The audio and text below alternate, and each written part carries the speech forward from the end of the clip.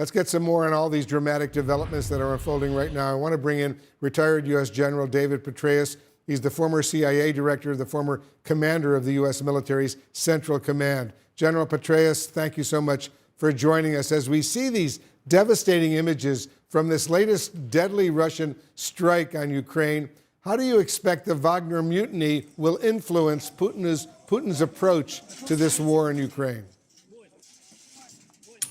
Well, I think the central issue here is that Putin and his military have lost quite a capable force.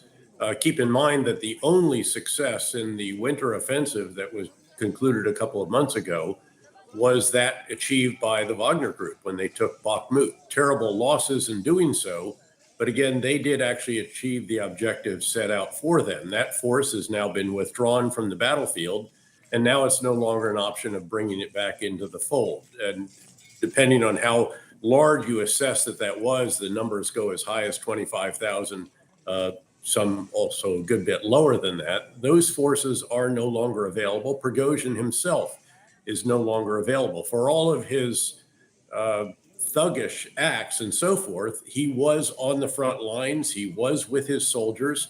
And by the way, that thuggish approach had some appeal to those in the ranks and also, frankly, to some throughout Russia. Yeah. So again, that's the biggest single issue right now. The question beyond this is, does this undermine Russian morale? Prigozhin's criticisms of the Minister of Defense, Chief of the General Staff, the decision to launch the war, the way the war was being conducted, all of which, of course, enraged Putin in the end.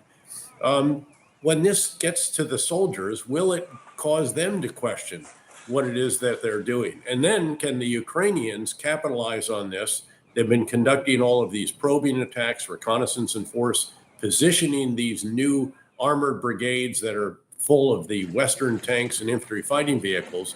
Can they then capitalize on this, crack the Russian lines, force the Russians to start moving in response to that, and then really build on that and generate momentum that could ultimately allow them to cut that ground line of communication from Russia through southeastern Ukraine to Crimea?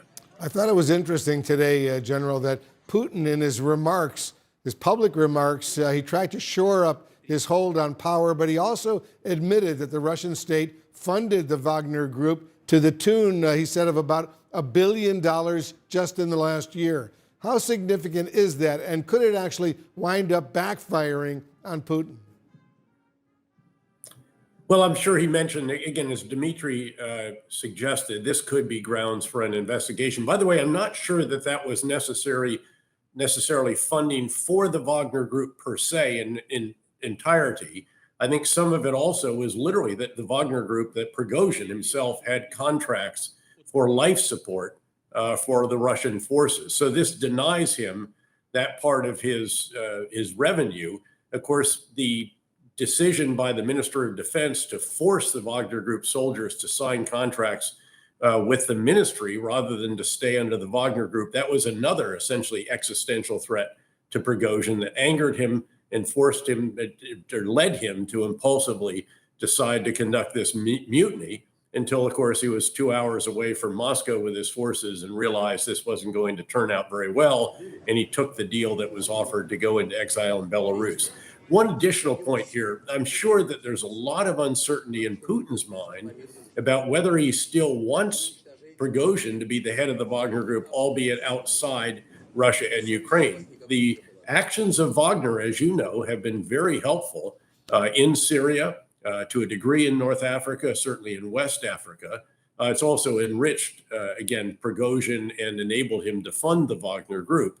But I don't think that without a succession plan, that they necessarily want to take Prigozhin out of that for fear that that would undermine those particular activities, which are part, in a sense, of the Russian Federation's foreign policy. Yeah, very important points indeed. General David Petraeus, thanks so much for joining us. We'll, of course, continue this conversation down the road.